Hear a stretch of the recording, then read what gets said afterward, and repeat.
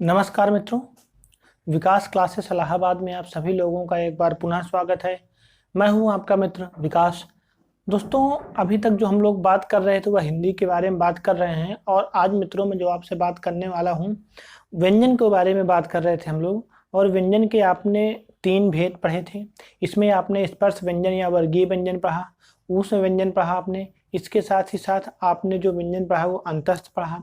स्पर्श संघर्षी व्यंजन आपने पढ़े क्या होते हैं। और उसी प्रक्रिया को आज हम आगे बढ़ाते हुए मित्रों पढ़ रहे हैं कि संयुक्त व्यंजन क्या होते हैं आपके। यहाँ पर जो मैं आपसे चर्चा कर रहा हूँ वो कर रहा हूँ कि संयुक्त व्यंजन क्या होते हैं।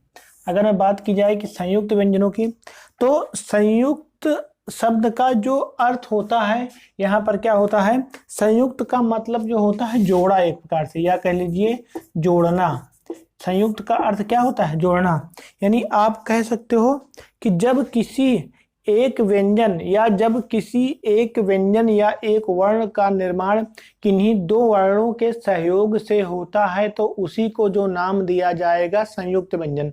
यानी जब कोई अगर एक व्यंजन है और उसका निर्माण जो हुआ है वह किन्हीं 2 व्यंजनों से मिलकर हुआ है तो मित्रों उसे जो नाम दिया जाएगा संयुक्त व्यंजन के नाम से जाना जाएगा। जैसे आपका अगर मैं लिख दूं कि देखिएगा, जब किसी एक व्यंजन का निर्माण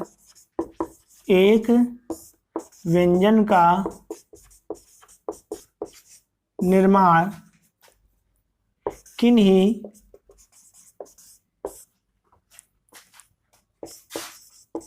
2 वर्णों के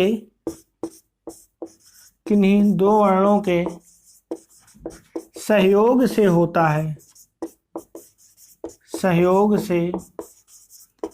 है तो उसे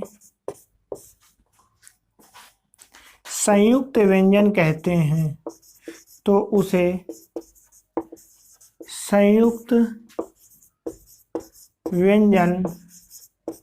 कहते हैं। अब देखिएगा, जो हिंदी में संयुक्त व्यंजनों की मित्रों संख्या है वो आपकी 4 मानी जाती है, जबकि जो आप संस्कृत में पढ़ते हो तो संस्कृत में ये जो व्यंजन आपके माने जाते हैं ये सिर्फ और सिर्फ कितने माने जाते हैं, 3। लेकिन यहाँ पर जो इनकी संख्या आपकी है वो 4 है। छ, त्र, ज्ञ, स्र। ये आपके जो 4 है मित्रों वो आपके संयुक्त व्यंजन के नाम से जाने जाते हैं। जैसे है छ, तो छ जो आपका होता है मित्रों ये का धन शा से मिलकर बनता है। त्र मित्रों ता धन रा से। ज्ञा जो होता है मित्रों वो जा धन इया से मिलकर बनता है। और जो मित्रों शा बनता है वो शा धन रा से मिलकर बनता है। तो मित्रों ये जो आपके सामने 4 मैंने लिखे हैं, छ, त्र, ज्ञा और स्रा। तो छ, त्र, ज्ञा, स्रा में आप देखोगे छ का जो निर्माण होता है वो का धन सा से हुआ है। त्र का निर्माण ता धन रा से, ज्ञा का निर्माण जा धन इया से और स्रा का निर्माण शा धन रा से हुआ है। अब मित्रों ये तो संयुक्त व्यंजन हो गए, क्योंकि ये इन 2 व्यंजनों को संयुक्त रूप से जब जोड़ा गया तब इनका निर्माण होके आया है। अब कभी कभी मित्रों आपके इसमें जो प्रश्न पूछता है, बहुत ही इंपॉर्टेंट क्वेश्चन पूछा करता है और यहाँ से प्रश्न अक्सर पूछे जाते हैं आपके। क्वेश्चन क्या करता है कि जब आपके सामने कोई वर्ण लिखा है, यानी अगर क्वेश्चन आपसे करता है कि किस वर्ण के बाद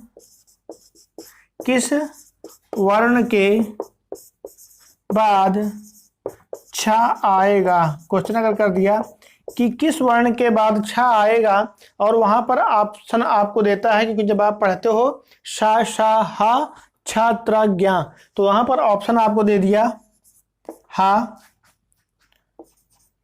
शा, शा और का।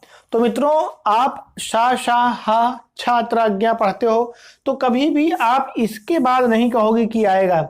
हमेशा जो आएगा वो किसके बाद आएगा, का के बाद ही माना जाएगा, क्योंकि मित्रों जब भी का निर्माण होता है, यानी जब भी आप का निर्माण करते हो या कह लीजिए छ का निर्माण होता है तो काधन सा से होगा। तो अगर पूछा जाएगा छ किसके बाद आएगा तो हमेशा का के बाद आएगा, यानी जिस वर्ण का जो निर्माण हुआ है, जिस वर्ण से मिलकर बना है वह उसी वर्ण के बाद ही माना जाएगा। इसी तरह से अगर आपका पूछा जाए त्रा किसके बाद आएगा तो मित्रों छ के बाद कभी भी त्रा नहीं आएगा, किसके बाद आएगा, ता के बाद। पूछा जाए ज्ञा किसके बाद आएगा तो जा के बाद आएगा, और पूछा जाए श्रा किसके बाद आएगा तो आप बताओगे शा के बाद आपका माना जाएगा। यानी जिन वर्णों का निर्माण, यानी इन वर्णों का निर्माण जिस वर्ण से मिलकर हुआ है वह वर्ण उसी के बाद ही मित्रों हमेशा आएगा, ये याद रखिएगा। और इससे आपके निश्चित प्रश्न पूछे जाते हैं। तो यही आपके क्या कहलाएंगे मित्रों, संयुक्त व्यंजन के नाम से आपके जाने जाते हैं। यानी जो इनका निर्माण हुआ है वह व्यंजन के संयुक्त रूप से हुआ है, इसीलिए इन्हें जो संज्ञा दी गई, इसीलिए इन्हें जो नाम दिया गया वह संयुक्त व्यंजन के नाम से आपका मित्रों जाना जाता है। चलिए मित्रों देखिएगा, नेक्स्ट है आपका, जो अभी तक हमने बात की मित्रों वह मैंने संयुक्त व्यंजन आपको बताया। अब देखिएगा जो अगली हेडिंग है आपकी, यह है आपकी द्विगुणित उत्क्षिप्त या विकसित व्यंजन। देखिएगा इनको आप चाहे द्विगुणित कहिए या उत्क्षिप्त कहिए या विकसित कहिए, ये दोनों व्यंजन जो आपके हैं वह आपके एक समान ही हैं। इसके अंतर्गत आपको जो स्थान दिया गया है वो मित्रों स्थान ड और ढ को दिया जाता है, यानी जो यहाँ पर स्थान दिया जाता है ड और ढ को। तो द्विगुणित क्यों कहते हैं, द्विगुणित का मतलब यहाँ पर होता है दो गुण, यानी व्यंजनों के ही दूसरे गुण होने के कारण, यानी है तो व्यंजन लेकिन व्यंजन के ही दूसरे गुण होने के कारण इन्हें जो नाम दिया गया है वह क्या नाम दिया गया है, द्विगुणित के नाम से जाना जाता है। यानी ये दूसरे गुण हैं। यहाँ पर भी ड और ढ पढ़ते हो जब काखा गघांगा, लेकिन वहां पर जब आप पढ़ते हो तो वहां पर इसको दूसरे रूप में होता है। तो यहाँ पर जो आपका होता है ये आपका क्या कहलाएगा कि दो गुण, यानी व्यंजन के ही दूसरे गुण होने के कारण इन्हें द्विगुणित कहा जाता है। उत्क्षिप्त का अर्थ क्या होता है, उत्क्षिप्त शब्द का अर्थ होता है कि जब आप किसी वर्ण का उच्चारण करते हो या किसी शब्द का उच्चारण करते हो तो जिसमें आपकी जिह्वा मुड़ जाए और झटके के साथ, यानी आपके जिह्वा मुड़ जाए और झटके के साथ वायु आपकी बाहर निकले तो उसे ही जो नाम दिया जाता है मित्रों वो उत्क्षिप्त के नाम से जाना जाता है। यानी वायु जो होगी वह आपकी झटके के साथ बाहर निकलती है। दूसरा आपके सामने लिखा हुआ है विकसित, यानी व्यंजनों का ही विकसित रूप है, यानी ये थोड़ा सा लेटेस्ट, एक प्रकार से कहते हैं लेटेस्ट वर्जन, अपडेट वर्जन, तो उसी प्रकार से ये इनका विकसित रूप है, इसीलिए इन्हें क्या कहा गया, विकसित के नाम से भी जाना जाता है। यानी तीन रूप हो गए आपके, पहला है द्विगुणित कह सकते हो, उत्क्षिप्त और विकसित, और ये जो आपके हैं ये क्या है आपके ड और ढा ही दो ही रूप आपके माने जाते हैं। यानी पहला आपका ड कहलाता है और दूसरा जो आपका कहलाएगा वो क्या कहलाएगा, ढा आपका कहलाता है। ठीक है, तो ये आपके दो क्या हो गए आपके मित्रों, द्विगुणित व्यंजन के नाम से आपके जाने जाते हैं। आइए नेक्स्ट बात अब मैं आपसे करने वाला हूं। अगला जो आपका कहलाएगा वो आपके मित्रों बचे हुए हैं अयोगवाह, यानी नेक्स्ट जो है मित्रों वो क्या है आपका अयोगवाह। तो अयोगवाह किसे कहते हैं देखिएगा,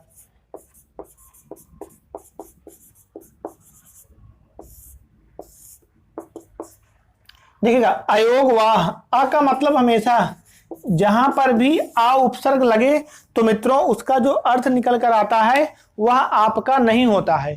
यानी जहां पर भी आ उपसर्ग आए मित्रों वहां समझिएगा कि आ का अर्थ आपका नहीं से होता है। तो योगवाह यानी जिनका, अयोगवाह यानी जिनका योग ना हो सके, यानी इनकी गणना ना तो स्वर में हो और ना ही व्यंजन में हो, तो ऐसे जो वर्ण हैं उनको अयोग कहते हैं, अयोगवाह। यानी ऐसे वर्ण जिनकी गणना ना तो हम स्वरों में करते हैं और ना ही व्यंजनों में करते हैं, तो ऐसे वर्णों को जो संज्ञा मित्रों दी जाती है वह अयोगवाह के नाम से जाने जाते हैं। और आपके जो हिंदी में अयोगवाह है मित्रों, वो आपके दो होते हैं। एक है आपका अन और दूसरा है आपका आहा। अन को ही आप मित्रों जो इसको जाना जाता है वह आपका अनुस्वार के नाम से जाना जाता है। यानी अन जो होता है वो क्या कहलाता है, अनुस्वार के नाम से। और दूसरा आपका जो होता है यह आहा, जिसको आप कह सकते हो कि इसे विसर्ग के नाम से जाना जाता है। इसे किस नाम से जाना जाएगा मित्रों, विसर्ग के नाम से जाना जाता है। यानी पहला आपका अनुस्वार है और दूसरा आपका जो कहलाएगा ये क्या कहलाएगा, विसर्ग के नाम से आपका जाना जाता है मित्रों। इसी चीज में अगर आप देखना चाहोगे अनुस्वार को और विसर्ग में तो एक जगह हमने जो अनुनासिक की बात मैंने की थी ये, और ये आपका अनुस्वार है मित्रों। तो आपको मैंने बताया था कि जहां पर भी सीधी रेखा खींची है और उसके ऊपर मात्रा आप लगा दोगे तो हमेशा उसके साथ अनुस्वार आएगा मित्रों। उसके साथ हमेशा जो प्रयोग होगा किसका होगा, अनुस्वार का प्रयोग किया जाएगा। लेकिन जहां पर भी सीधा रेखा खींचने के बाद नीचे मात्राएं आपकी लगती हैं, वो कोई भी मात्रा हो, तो उस कंडीशन में आपका जो मित्रों प्रयोग किया जाता है वह आपका किसका प्रयोग किया जाता है, अनुनासिक का प्रयोग आपका किया जाता है। यानी वो क्या कहलाएगा, अनुनासिक के अंतर्गत आपका मान लिया जाएगा। तो अनुनासिक और अनुस्वार में आपका अंतर क्या है, देखिएगा। जब आप कोई अनुनासिक वर्ण लिखते हो, जैसे आपने अगर लिखा आंख और आपने लिखा संयोग, तो मित्रों इन दोनों में अंतर कहां मिलता है, देखिएगा। जब आप बोलते हो आंख, यानी आपने बोला आंख, तो आंख बोलने पे आपके नाक पर ज्यादा जोर पड़ता है। आप हैं तो दोनों अनुनासिक ही, अगर देखा जाएगा इनका उच्चारण स्थान नासिक के है दोनों का, चाहे इसका हो चाहे इसका हो। अनुस्वार का भी और अनुनासिक का भी दोनों का उच्चारण स्थान क्या है मित्रों, नासिक के है। तो यहां पर देखिएगा कि अगर आपने कह दिया आंख, तो आंख बोलने के लिए आपकी जो नाक है, नाक पर मित्रों बहुत ज्यादा जोर पड़ता है। लेकिन जब आपने कहा संयोग, तो संयोग पे कम जोर पड़ता है। तो ये दोनों में आपका डिफरेंस होता है कि कौन सा अनुनासिक है और कौन सा अनुस्वार के अंतर्गत आपका मित्रों मान लिया जाता है। यानी एक क्या कहलाएगा, आपका अनुनासिक कहलाएगा, और एक आपका जो मित्रों कहलाएगा वो क्या कहलाएगा, आपका अनुस्वार के अंतर्गत आपका मान लिया जाता है। तो ये डिफरेंस मित्रों आपने देखा कि अयोगवाह क्या होते हैं आपके, यानी ऐसे वर्ण जिनका योग ना हो सके वो आपके अयोगवाह के अंतर्गत आपके माने जाते हैं। आइए मित्रों आप देखते हैं नेक्स्ट क्या आपका कहलाएगा। तो देखिएगा मित्रों यहां तक आपको कॉन्सेप्ट क्लियर हो गया होगा। अब देखते हैं मित्रों नेक्स्ट देखते हैं इसमें क्या बात होती है कि जो आपका अगला रूप बनता है, यानी कह लीजिए जो आपका अंतिम रूप बनता है, तो ये मैंने आपको बताया अयोगवाह।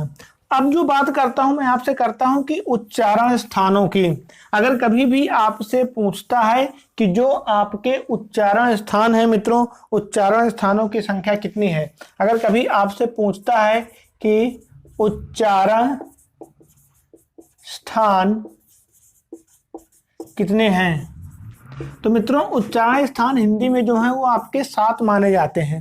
यानी उच्चारण स्थानों की जो कुल संख्या है मित्रों कितनी है आपके सामने, 7 है। पहला जो आपका है वो है मित्रों कंठ, तालु, मूर्धा, दंत, ओष्ठ, नासिक और लास्ट है आपका जिह्वा की जड़। देखिएगा यहां पर आपने देखे कि जो आपके उच्चारण स्थानों की संख्या मित्रों यहां पर कितनी है, 7 है। आपको कभी कभी मिलते होंगे 5 भी मिलते हैं, लेकिन मित्रों 5 उच्चारण स्थानों की संख्या नहीं होती है।